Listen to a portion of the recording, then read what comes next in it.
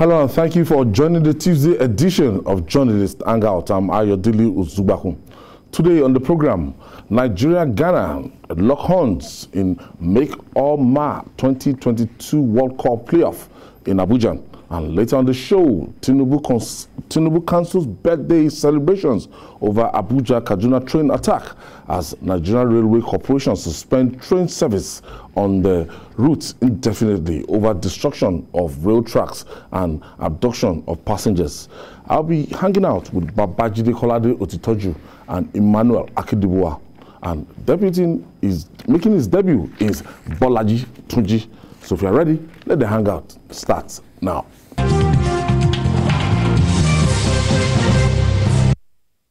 Thank you for staying with us. After a barren draw in the first leg match of the 2022 FIFA World Cup playoff between Ghana and Nigeria at the Babayara Stadium in Kumasi on Friday, it's time for the reverse fixture.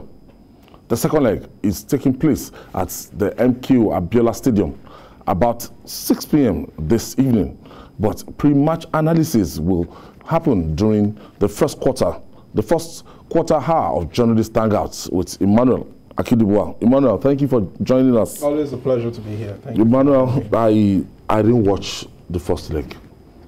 Not that I didn't have time to watch it, but because of the pressure and everything. So after the match, I actually went for the highlights to see what actually happened. And I discovered that, yes, the Super Eagles did not do badly. Yeah, it was a cautious approach from the Eagles in the first leg. This is the biggest rivalry in African football. Take it anywhere. A rivalry that dates over, half a century. For this generation of players, they know what is at stake, especially this is just one final step before the World Cup. So the Eagles had every reason to approach that game with caution and came out from Kumasi with something to believe on. All that will not matter anymore now, because in the next few minutes it will be time for the Make or Mar, where both sides will go for one final 90 minutes to determine who will get that ticket. The Eagles are in a pole position. The starting lineup has already been announced, and if you look at that statistics on the screen, it shows that the Eagles went there to contain the Ghanaians, but today to be all out attacking display. We have a new look starting 11, a solid midfield. A lot of Nigerians complained about the midfield being too lethargic, allowing the Ghanaians a feed day, but now we've got very, very strong Etebogen Ekaro, Frank Oyeka, as well as Joe Aribo, who are going to be holding it down the middle. We've got pacey players, and this is the exciting thing about the starting lineup. On the bench, you still have your Moses Simon, you still have your Samuel Chukwu is still on the bench, you have a Kelechi Iheanacho on the bench, and these guys can come in to impact the game. I do not forget we have the big one, Odion Igalo, also on the bench. So it's a very exciting starting 11. I think the Ghanaians are in a big trouble for this one. Victor Osimhen is fired up for this one. 60,000 fans cheering the national team right there at the National Stadium in Abuja. The federal government has given a lot of incentive for the fans to attend this game. Work has closed as early as 1 p.m. at the Federal Secretariat in Abuja. Buses have been provided to take the fans to the stadium.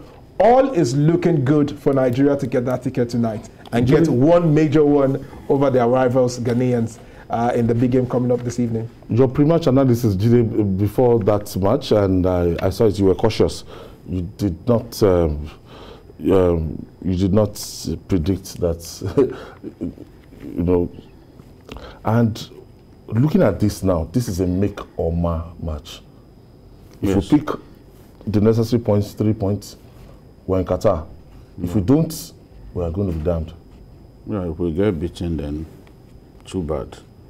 I can never predict the outcome of any match involving this crop of Super Eagles, because they are a massive pain to watch. I don't enjoy watching them. They can't put 5 straight passes together. Go and watch that match again. Since you said you didn't watch it, the Ghanaians were more composed. They were better in midfield. They distributed the ball far better. And when you look at the way the match went, our own goalkeeper was busier. In fact, on that day, I began to really respect Uzo, because there were some shots that point blank, some of them tricky shots taken around the near post, and he had this goal covered. There was another one who attempted a dink, and the keeper also had it covered. So I expected, or the Ghanaian team is not a good one. If they had even Ayew, the elder Andre. brother, Andre Ayew, maybe it would have been different, because Jordan was just the only person who appeared to have that football sense on the front line, you know. And we are playing badly, just the same way Moses Simon and Chukwueze contrived to make us lose against a useless Tunisian team. That was what we saw again that day. Because that Tunisian team eventually got eliminated with 10 players of the opposing team, to tell you how bad we were. You know? So this is the thing. We've got to play as a team. I think that looking at the players on the field, you sense that the coach wants them to play with some hunger. Everyone knows how Lookman plays. Lookman is very direct and is skillful. The Emmanuel Dennis is also a tricky player. He can make things happen. Those two wingers, Chukwueze and Simon, who had consistently been playing badly, it's a good thing that the coaches appear to have made up their minds to drop them this time. That should help us to win. If we can't beat a Ghanaian team since I've been watching Nigeria, monitoring Ghanaian football, this is the worst set of Ghanaian players that I've ever seen. And if we can't beat this kind of team, then something is really wrong with us. What do you make of the performance of Osimhen? Well, let me cut the team some slack, because I think Vicky went really hard, understandably, on the team. World Cup playoffs are quite tricky. I mean, we've seen European champions Italy fall at home to North Macedonia. That's not to say we need to excuse a poor performance from the Eagles, but I will still say that the performance in Kumasi was not that poor. Yes, it exposed some lapses. Understandably, the manager had to bring in some players who were not part of the You'll be used to them playing badly before your eyes. You know, I'm not a sports writer.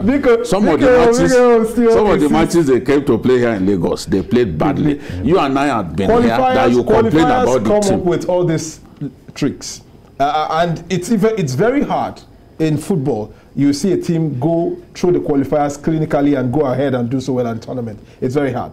I mean, if you could see a Portugal who are still battling to qualify, you see a Chile who are still battling to qualify. Qualifiers are very tricky. But let's come down to this game. I think we have 90% odds on our side. Like BK rightly pointed out, the Ghanaian team are not so fantastic. The manager, Otto Addo, was brought in less than 3 months ago. I mean, it was even after the Nations Cup, that's less than 2 months ago. So I really do not think how this Ghanaian could stop the Eagles. The only people who could stop the Eagles are themselves. Yes. And the good one that the coach has identified some weak points, has brought in a very attacking and direct-minded wingers. Osimhen is going to be very fantastic as always. He was the man to go to in the last game, creating a lot of threats. He even won a contentious penalty call that was overruled by the VAR in that game. So it tells you that with the right atmosphere, with the right attacking play, Etebo, Aribo, and Onyeka in the middle, expect some physicality, expect some string passes to come into that team. And I think Nigeria should get the result today.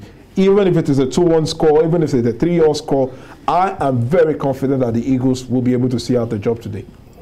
Do you think at the end of the day we might be forced into a penalty shootout? No, that's not what I'm expecting. I want to be hopeful. I want to be prayerful, because look, I can't bet on a team that plays sometimes like there's nothing at stake. Football is won not all the time by the team that has the best players, definitely. But the team in which the players complement themselves, you know, sufficiently. We've seen Israel, football illiterate, like Israel eliminate France from the World Cup, qualifiers. But though that's a long time ago, but it doesn't mean that it can't happen again. if you fail to play well, if you fail to rise to the occasion, a weak team will teach you a lesson. I just hope that this team playing in Abuja will rise to the occasion and not put our country to shame. That is my wish. It's not, I'm not imagining that a penalty will happen, a penalty kicks will happen.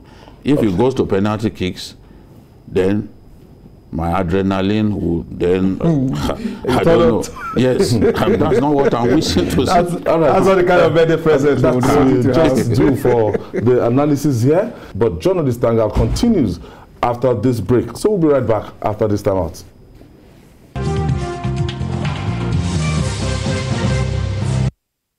Thank you for staying with us. Kaduna State is in the bad news for the often time. This time, an attack by bandits on an Abuja-Kaduna train with more than 900 passengers on board is having ripple effects on the polity. Ikolukwam, in honor of the national leader of the All Progressive Congress, APC, Asiwaju Bola Ahmed Tinubu, at 70, was cancelled as a result. The Nigerian Railway Corporation, NRC, has also suspended the Abuja-Kaduna train service indefinitely after bandits destroyed the rail track and abducted some passengers. Bolaji Tunji is making his debut. Thank you for joining us on Journalist Hangouts. What do you make of this It is rather sad unfortunate. situation? It is very, very unfortunate. And why did I say it's unfortunate? We've had some of these things coming to us. You know, we had it coming. And why did I say that? You see, some days back, we had an attack at the Kaduna airport. That should have given us a clue that there's a major problem in Kaduna. And Kaduna has all been in the news for some of these bad things, attacks all over. Audacious attacks. Yes, you know. So you see, it's rather unfortunate. Yes, we know the country has a problem. We have a insecurity problem. But Kaduna seems to be the headquarters of these major insecurity problems that we are having in the country. If you're not hearing about villages being attacked, we hear about kidnapping, school children being abducted, and so on. So coming with this attack now, it is quite obvious that we had it coming. And I felt steps could have been taken, you know, because before this attack, we have had instances of rail attack, you know. I think it's still on that Abuja-Kaduna rail attack, you know. Even in the south here, we had some vandals going to the rail track, you know. So it's obvious and it's clear that there's a problem and there's a need to, you know, beef of security around these areas. Unfortunately, we will now argue that some of these places the rail tracks are basically in the bush and all those things. But for God's sake, you can't say because of that we won't do what is essential, what is necessary to protect the citizens. Let's look at this critically. The kind of explosive that you plant and we wreak maximum havoc like this, impact like this. I don't know how these guys get access to this kind of explosives. No, it's not difficult to put explosives together. People, even armed robbers, sometimes when they are going to rob a bank, they take with them dynamite to blow up the door leading to the strong room of the bank. So if robbers operating in urban centers can go around with dynamite, these ones who are in the bush, they can put together explosive devices that will do the maximum damage. Don't forget that some of them are actually former members of Boko Haram insurgency, because the Boko Haram insurgents, some of them have moved to the north central and parts of northwest now. So they are familiar with these things. I had been saying that this attack could happen. We warned about possible attacks, steps will not be taken. I warned that given the location of the University of Abuja and the forest around it, that an attack was imminent. They didn't listen to me until the staff quarters of the University of Abuja was raided and they took people away. Now, this one of the trains on that route had been fired at, we remember. fire that. It was denied. They will try to paper over the over what had happened. It was fire that. Rail tracks were destroyed. This time around, you know, when they destroy rail tracks and you didn't take serious measures, they came back. This time around, they destroyed about 500. They destroyed the rail tracks almost like 500 meters. So how will the train get past the destroyed area? It's just not going to happen. So by the time the train was forced to stop, they then forcibly boarded the train, started firing at people and kidnapping people. They came with vans, not motorbikes, to show you how serious we are. If they came with bikes, now you say, okay, it's just for them to get away easily. But they came with vans. Now, they moved from the economy coach to the, what's it called? The business class, and began to fire at people and take people away. What was our response like? Response, literally zero. Until these boys had completed their task. For me, though they had been warning us, there was a time that when a train is going along that Kaduna route, you see a chopper overhead. Suddenly we stopped doing that. In America and other places, you see the police even use their chopper to chase criminals.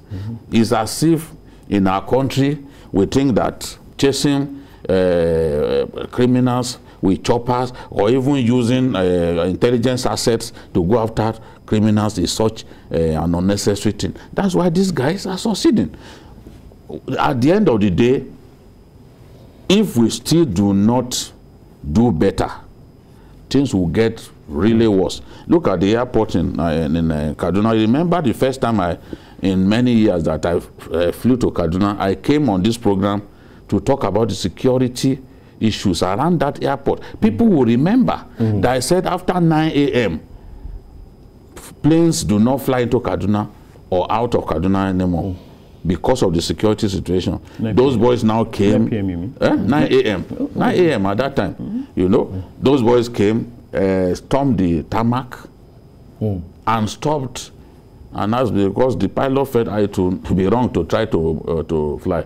Stop the Asman flights from taking off. Now Asman said they will not go to Kaduna until, I mean, indefinitely. Others too have taken such measure. We want that, look, if you are building trains, building rail tracks, if you do not handle security, those things that you are building, that you think will make people happy, these boys will come after those things, and in the end, it will seem like you've not achieved anything, because security is everything. It is the man who has life that can enjoy what the government has provided by way of infrastructure. So it still draws attention to the need to tackle this problem. We can't be rejoicing that we are doing well in the Northeast and everyone can see what is going on in the Northwest. It's part of our country. All right, we'll take this break. When we come back, we'll talk more. It's still Journalist Hangout. We'll be right back after this time out. Welcome back. Bolaji? Yeah. Bola Tinubu supposed to have his annual colloquium today at 70. He cancelled it because of what happened yesterday. And the Nigerian Railway Corporation, they're now saying that they've suspended that train service indefinitely. I know for a long time, a lot of these people jettison moving from Abuja to Kaduna by route. So the train services became the in thing that axis. So you can imagine a coach that contains 900 and almost 1,000 people. And how effective it will be. It was the safest and the best mode of transportation. Right now, look at what has just happened. It's very unfortunate. Like I said earlier, very, very unfortunate. You see, the idea basically with this train service that we have now is to de-emphasize the use of road, especially when you have these big haulage vehicles on the road, spoiling the roads all the time, you know. So with the rail coming in, we're moving people, moving goods and all those things, it's the best thing for the country. Unfortunately, unfortunately, what should have been the first thing we should do, that is the security of passengers on that thing, because it is not the first thing it's happening. We have had instances of attack on that. Kaduna has always been very notorious. Highways always attacked. About 5 months ago, there was an attack on that Kaduna Abuja rail station. There was an attack there too. This one we have it. So if you have had instances like this, what are the security people doing? What about intelligence gathering? Have we forgotten what is called intelligence gatherings in security circle? You know, because in those days, what we know is that even the police, what they do is they have all these security people, the detectives, plain clothes. They go everywhere. You see, you won't even know they are security people. They gather information, and some of these are preempted. But now it's not the case. We seem to have forgotten that the way policing is done, and it's rather very unfortunate. And you now ask yourself, what's happening to this country? You see, when you talk about fighting Boko Haram, I want to ask what is asking. Yeah. Will people take us serious at all? Look at what Kaduna has turned into. And don't forget that even the government of Nasir El-Rufai, if you read out his achievements, what he has succeeded in doing in the last 8 years, but when you talk about insecurity, he has overshadowed all the achievements of that governor. Yes, the governor has been very revolutionary in many areas. You've got to give it to him. He's forward-looking, he's very decisive, but in terms of security, you cannot say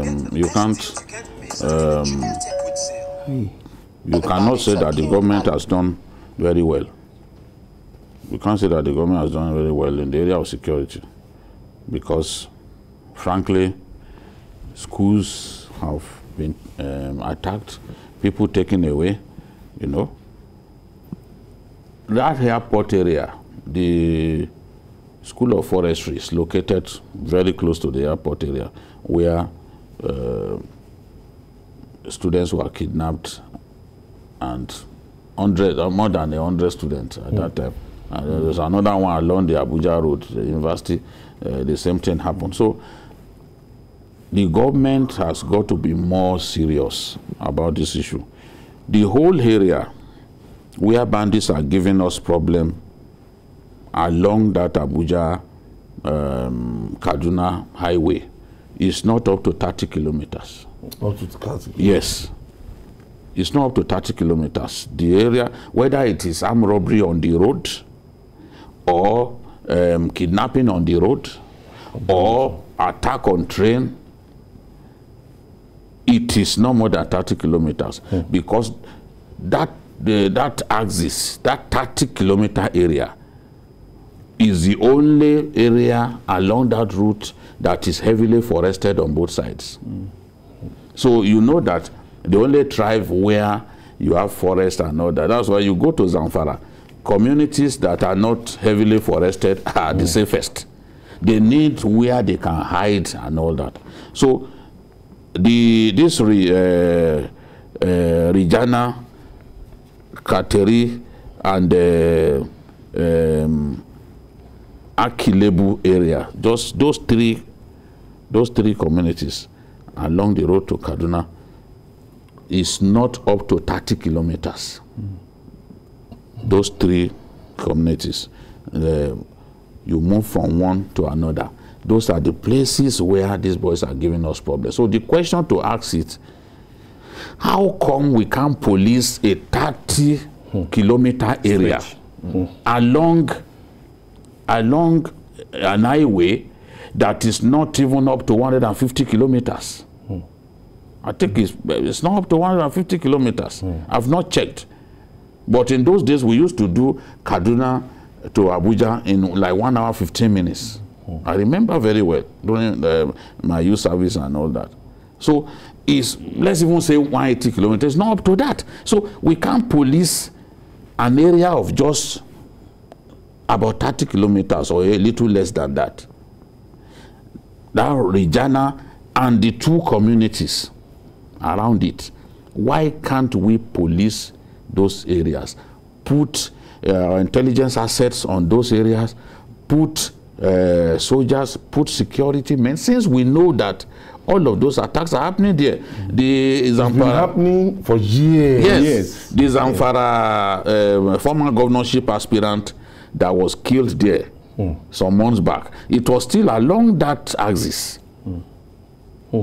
It was still along that axis that people were kidnapped the other day. In fact, someone called me today to say, as we were talking about this train attack, that today bus passengers were again kidnapped on that road. So those boys are shameless. They have no regard for anyone. They think that, look, whatever we want to do, they will still be carrying out. I think we've got to show them how can a bunch of miscreants now constitute themselves a threat to a country, a whole country. I think the country is also shameless for us to allow that kind of thing to continue to happen all the time. Because if these are being a persistent occurrence, what have you done to tackle it? You see, I know of one thing. If you want to tackle some of these issues holistically, there are technologies today that will tell you where these people are in the forest. You see, it will just give you a signal about the people that are in a particular area based on the heat they are emitting from their body. Yes, yes. It will give you an idea of how many people are there. For example, in this room now, they can tell, if they have the satellite orbiting around this place, they can tell us the number of people that are in this room, in this environment. Yes. So it's supposed to be able to, we are so deploy some of these things. Why can't we invest on such things? Exactly. It's very unfortunate. Very, very unfortunate. Because we come here, we talk about these things almost every other time. And I feel that if we are going to put a stop to it, so the whole of that, the entire axis now, yes, is not safe. I can't go by road. The train services. Those 30 minutes. That's 30 kilometer area.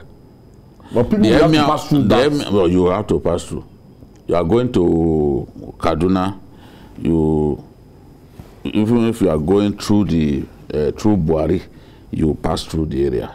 As long as you are going to use that road, that expressway, you will pass through the area.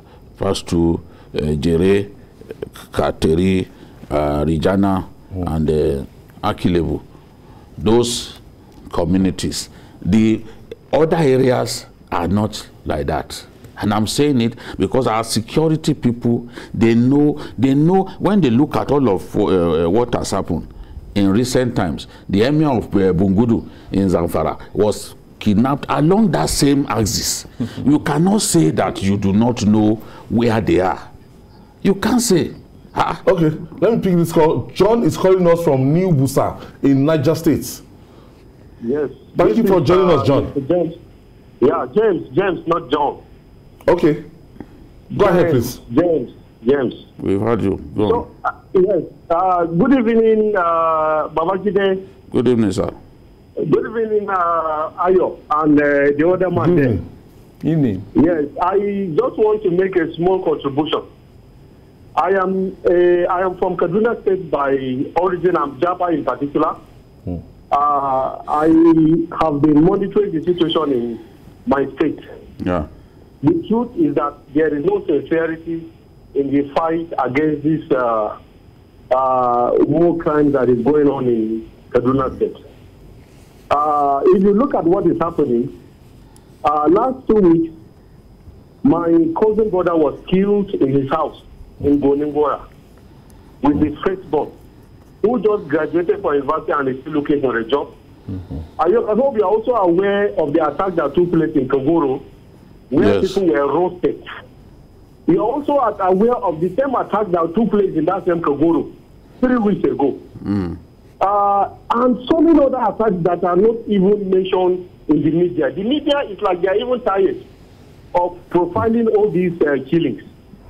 So, but if government are going to be sincere, I can hear the Babajide talking about Katere, Rijana, around Kaduna, Abuja Express Road.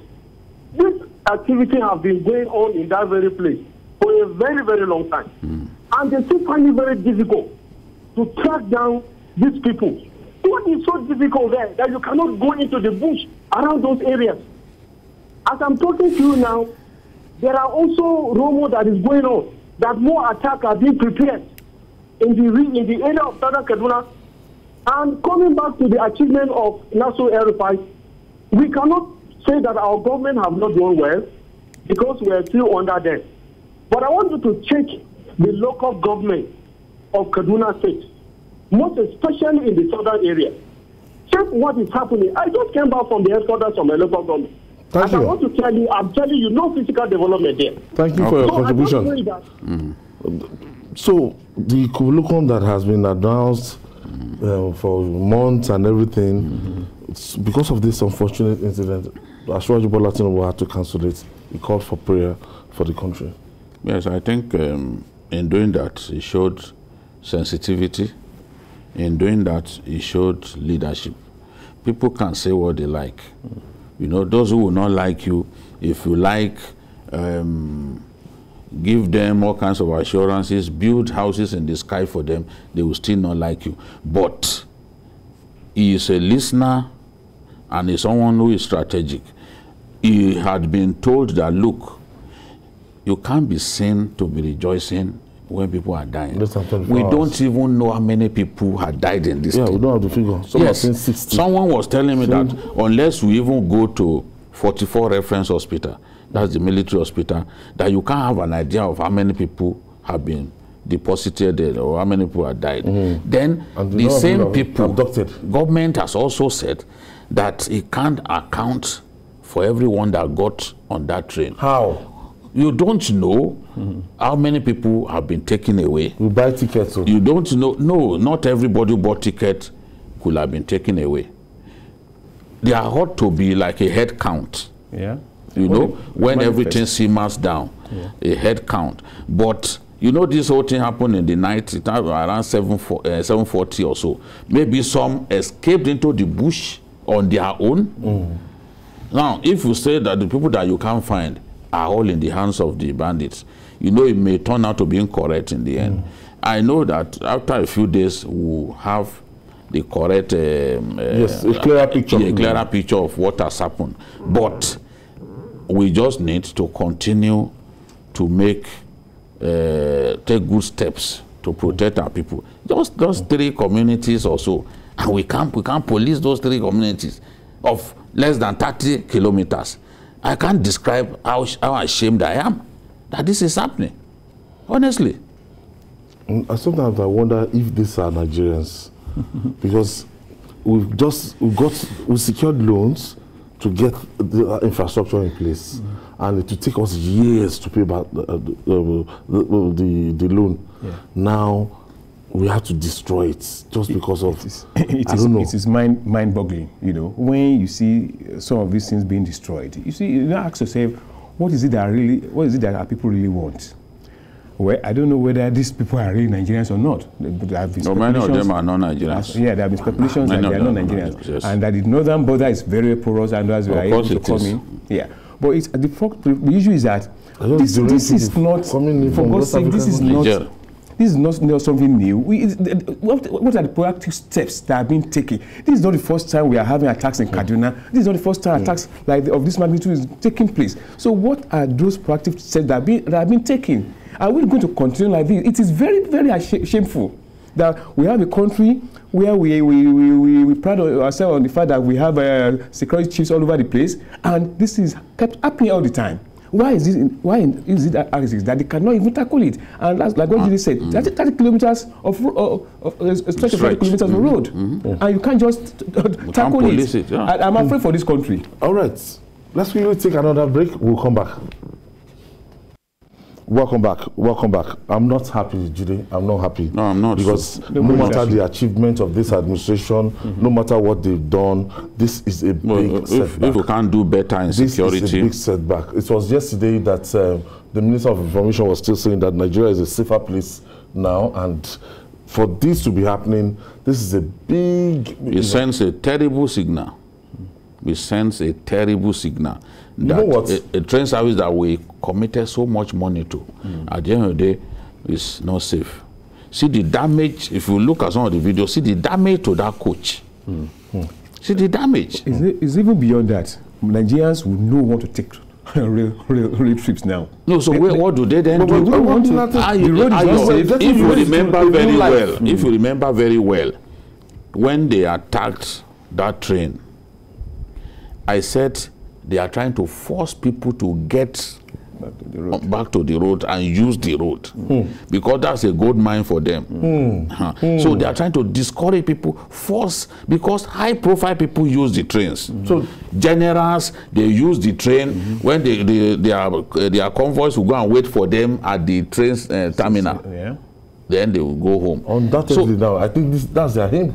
And there is no, where do they, Kaduna to Abuja, I'm not even aware that there is flights from Abuja to Kaduna for now. So where do people go? They are trying to force and blackmail people to begin to use the road when there is no alternative. Okay, now that they have even said they have cancelled the yes, definitely because they would have destroyed the tracks. Will destroy the track, extensive damage to the rail track. So that would take time to fix. So now people have to go by road, which will make them happy. They will go and wait for people. That's what they've always wanted. Because you know why I asked that this can't be Nigerians? Because no, a good number of them are not Nigerians. I don't understand. See, the bandit barons in our country are going across the border to recruit people from Burkina Faso and Mali. People are streaming into jihadists are streaming into our states like Sokoto, another state that have boundary that's along the border with Niger Republic, and they are coming into our country to then come and fight here. Look at when we banned this ruthless. When we banned this thing, telco services. People, these bandits were using the telco services of Niger Republic. We have extensive border up to 1,000 kilometers with Niger Republic, and they share border with us in no less than 6 states. You know, from the northwest to the northeast, we share border with Niger Republic. So, and they are coming to our country, a lot of them all the way from Mali to come and fight here.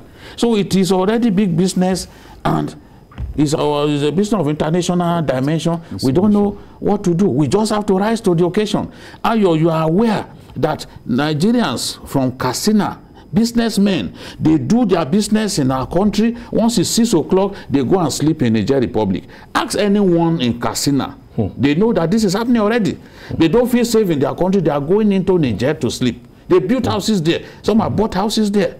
That's how bad it is. I visited a governor in the northeast, and one of it is no longer there now. And he said he had a visitor from where? Another governor came to visit him from Niger Republic, and he drove out of Nigeria into Niger Republic. The visitor, the people in Abuja weren't aware of any visit like that. The man just came from Niger Republic to visit a brother governor in Nigeria. So that tells us how porous the Nigerian border is. I was there because I went with the governor then. You know, very unfortunate. We need to rise to the occasion. We need to. And finally, before the attack on the Abuja-Kaduna train, members of the Lagos State House of Assembly held a special plenary in honor of APC national leader Asiwaju Bola Ahmed Tinubu. Let's share the story with you. A bridge builder, a detribalized Nigerian, an astute politician are some of the praises showered on the former governor of Lagos, Asiwaju Bola Ahmed Tinubu, as the clock's 70. This was not the usual plenary session, but a special one organized by the Lagos State House of Assembly in honor of the man many has described as a builder of men. Is an epitome of a patriot and true Democrat. The lawmakers went down the memory lane, recalling some of the contributions Asiwaju Bola Tinubu has made towards the growth of the state he governed years ago. He's a man we have seen what he did in Lagos, and we are sure if he's given a better and higher pedestal, he will perform more. His role in ensuring that the Lagos Parliament achieved financial autonomy years before the clamor for it by other houses of assembly began was not forgotten. I can say boldly that this house has been running independently of the executive years back with the support of Asiwaju Bola Ahmed Tinubu. Everyone seemed to have a story to tell about the man Asiwaju, who is fondly regarded as a symbol of true leadership. He's a cerebral technocrat. He's a talent spotter, talent hunter, most of all, builder of men. He has made me a political Trojan that I am today. I want to thank God because I never met the late sage Baba Wolowo, But I thank God that in my lifetime, I know somebody called Asiwaju Bola Ahmed Tinubu. There's something subtle about him that we know, but sometimes we don't talk about. The quality of his heart. This is a forgiving man. The man has a large heart.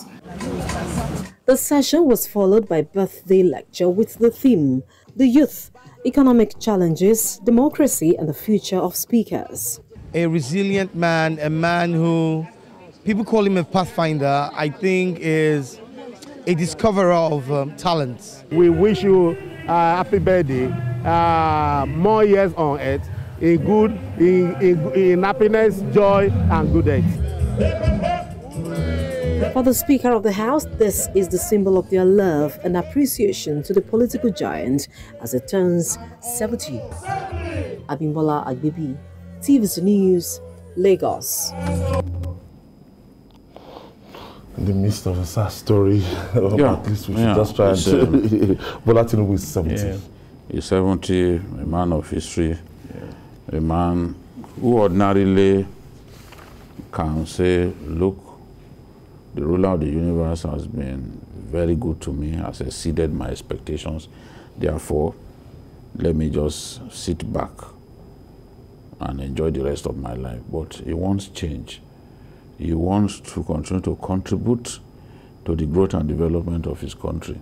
That is the challenge that has pushed him to do what he's doing currently, to seek the #1 seat of our country. And we can only wish him Godspeed, good luck, as he continues to push on.